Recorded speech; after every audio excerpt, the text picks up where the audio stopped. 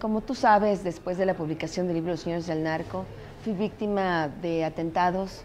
Fuentes de información mía fueron asesinadas, mi propia familia fue agredida por hombres armados y mi casa sufrió una irrupción por un comando de 11 policías federales armados en diciembre de 2013.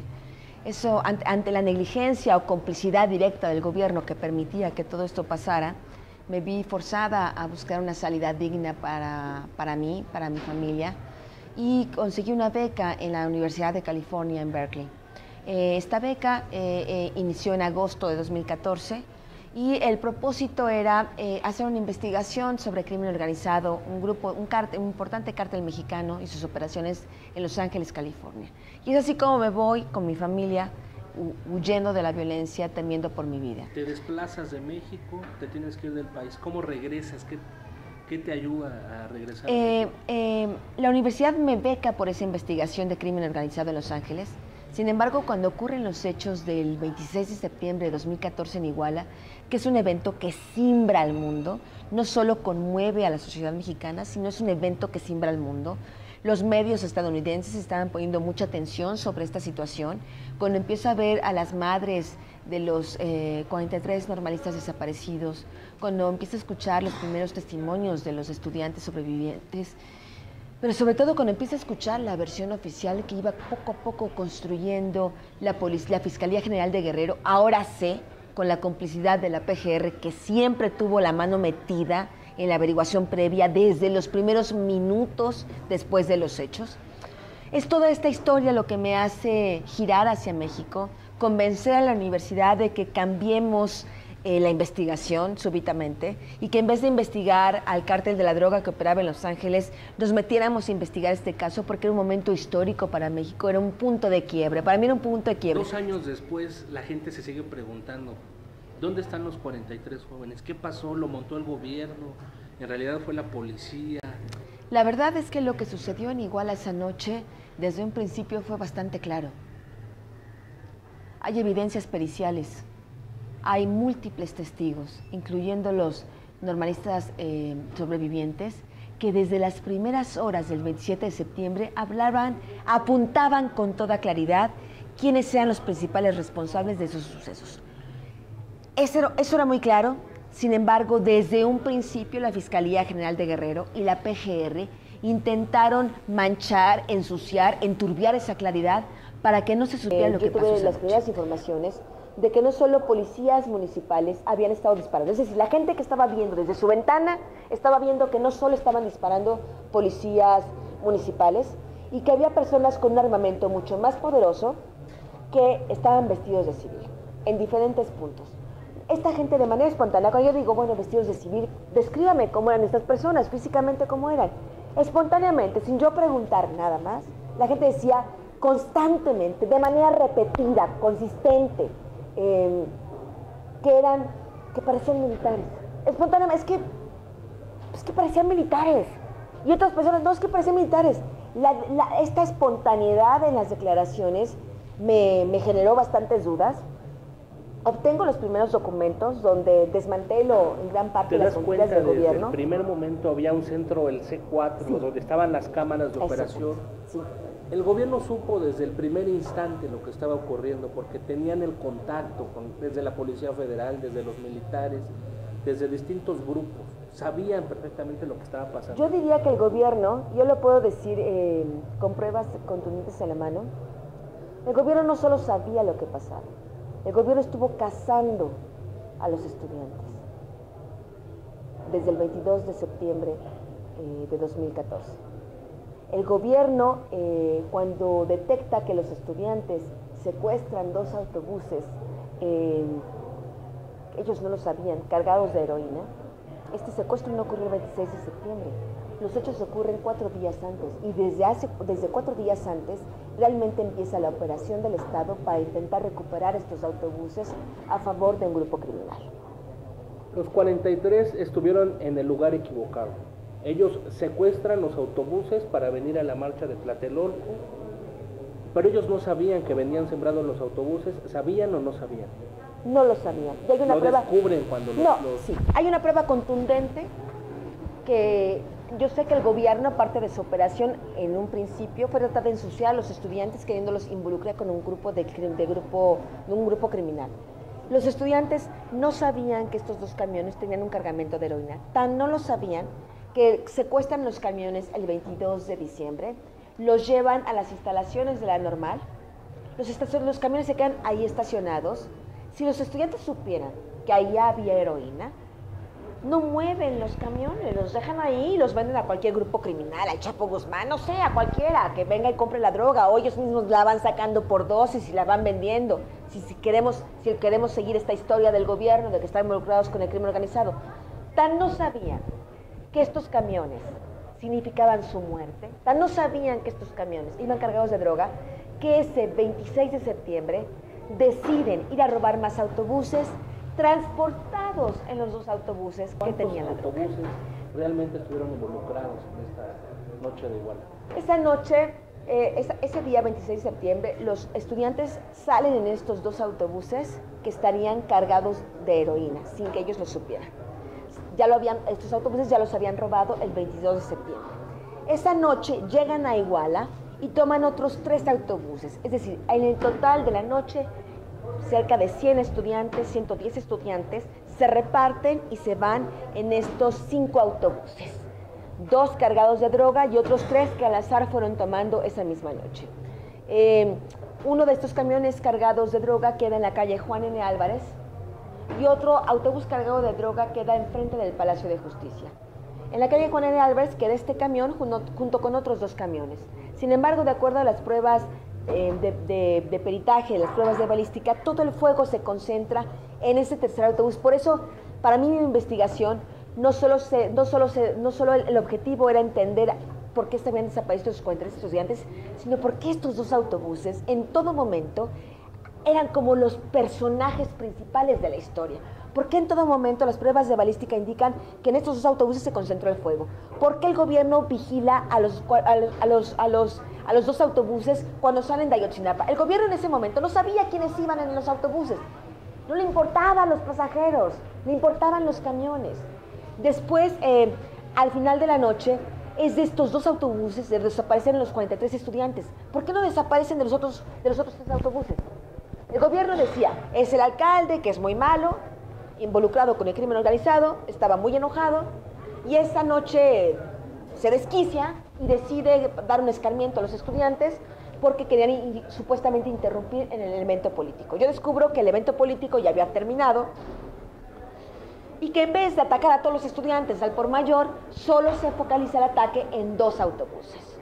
El alcalde hasta este momento no había podido probar, el gobierno no ha podido probar ni siquiera un peso, un centavo involucrado de su fortuna en la delincuencia organizada. José Luis Abarca hasta ese momento, todos los negocios que tiene en Iguala, que son varios, ninguno está asegurado. Es que ni siquiera la PGR ha podido conseguir una orden de aseguramiento de ningún juez, porque no ha podido probar que siquiera algún peso o una parte de estos negocios provenga de dinero del crimen organizado. Tiene una hipótesis similar a la mía. Yo inicio mi investigación antes del GIEI. En su momento, con el GIEI, yo la inicié en octubre de 2014. El GIEI llega en abril de 2015 y tengo una reunión con ellos. Y les abro parte de mi indagatoria y de mi propia información y de mis propias hipótesis.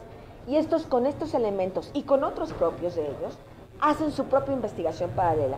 Llegamos a conclusiones muy similares, de manera independiente, ellos por su cuenta y yo por mi cuenta. El GIEI piensa que efectivamente había un camión cargado de droga, pero él piensa que es un 5.º autobús, una estrella roja. Y él piensa que esa estrella roja, donde no recibe ningún disparo, de donde no desaparece ningún normalista, que supuestamente era el que cargaba la droga. Mi hipótesis es diversa, no solo porque las pruebas de balística y toda la mecánica de los hechos muestra que el objetivo de esa noche eran estos 2 autobuses, sino porque tengo información dentro del crimen organizado, a raíz de mis investigaciones sobre los señores del narco, he podido cultivar diversas fuentes de información. Yo sabía, entendía, y cualquiera que haya leído Los señores del narco sabe que Guerreros Unidos o los Rojos son células inexistentes, o sea, mínimas en comparación al poder que los Beltrán Leiva y otras células de los Beltrán Leiva tienen realmente en Guerrero. Quien domina ahí el territorio siguen siendo los Beltrán Leiva o células que dependen de ellos. Entonces, yo tengo informantes dentro de estas organizaciones, empiezo a indagar, bueno, si no es esto, ¿qué es? Era tal el embrollo que yo pregunto, porque sé que la delincuencia organizada también tiene información de inteligencia, también tiene diferentes maneras de informarse de qué es lo que estaba pasando, y es así como descubro que sus autobuses estaban cargados de droga, que el capo es notificado que sus autobuses están en poder de los estudiantes, y el capo ordena al ejército, al 27 Batallón de Infantería, que era el único que tenía el poder de organizar y coordinar a todas las demás dependencias en Iguala, y es como se ejecuta a como dé lugar la detención de los autobuses. No había una intención previa, una intención calculada de desaparecer a los normalistas, porque repito, desde el principio de la historia, el objetivo del gobierno en todo momento son los autobuses, y es ahí, no los estudiantes. Cuando entre 10:30 y 11 de la noche del 26 de septiembre de 2014 se emite la orden de desaparición y se ejecuta. ¿Quién emite esa orden? ¿Desde dónde viene? En estas horas, la corporación, la única corporación que tenía el poder para emitir esta orden, la única corporación que tenía bajo su control total el C4, las cámaras de seguridad y a todas las demás dependencias, era el 27 Batallón de Infantería del Ejército Mexicano. En esa noche participó un grupo de militares del 27 Batallón, un grupo de policías federales, un grupo de la Policía Federal Ministerial, de la PGR, o sea, elementos de la propia PGR participaron también esa noche, un grupo de la Policía Estatal, un grupo de la Policía Ministerial Estatal. Bueno, hay una serie de instituciones, de personas, de individuos con nombre y apellido que están en mi libro. Nombre por nombre están mencionados quiénes son los responsables. No hay que olvidar que los hechos de la noche de Iguala ocurren un día después de que el ejército mexicano, con toda la vergüenza ante el mundo, tiene que reconocer que después de 3 meses de haber negado haber ejecutado a 21 personas en Tlatlaya, el 25 de septiembre, 24 o 25 de septiembre de 2014, emite un boletín reconociendo, sí los ejecutamos, sí no mentimos, sí fuimos nosotros. Es todo este ingrediente que impide, de manera equivocada, perversa, al gobierno, de, en vez de enjuiciar otra vez el ejército, otra vez nosotros matando gente, deciden encubrir el evento. La histórica dice que en bolsas incinerados se fueron al río Cocula. ¿Dónde están los 43? Vamos a saber en algún momento, están en una fosa, eran esas bolsas del río Cocula, ¿qué pasó con sus restos? Se va a saber eso. El gobierno tiene un grave problema hoy. Está en una grave disyuntiva. Yo, cuando termino mi libro de La verdadera noche de Iguala, unos días antes de entregar ya el producto final de la editorial, llegan a mí 2 documentos clave que hoy cita el New York Times, cita mi libro, cita mi investigación. Estos 2 documentos son una investigación interna de la PGR, es decir, ya no es Anabel Hernández, ya no es solo Anabel Hernández, ya no es solo el GIEI, hay una investigación interna de la propia PGR que dice, todo lo que hemos dicho es falso. La investigación está retorcida, la investigación fue desviada desde un principio. Tu PGR, la PGR se dice a la propia PGR, nosotros, en vez de enfocarnos en la línea de Guerreros Unidos, debimos haber seguido las demás evidencias que son claras, como las pruebas de balística, los 2 camiones, toda la mecánica de los hechos. Y está diciendo que lo del basurero no es real, que los huesos de Alexander Mora en el río San Juan muy probablemente fueron sembrados. Y la gran pregunta es esa, tú me preguntas ¿dónde están los estudiantes? Pues hay que preguntar a quien sembró los huesos en el río San Juan, porque el gobierno federal, en su desesperación de cerrar el caso y que no se investigara más, la prueba con la que pensaba cerrar el caso, es decir, ahí están los restos de Alexander Mora, que aparecieron en una bolsa de basura del río San Juan. Ahora que la propia PGR está diciendo, sembramos esa prueba, pues solo la siembra quien ejecutó el crimen. ¿Me explico?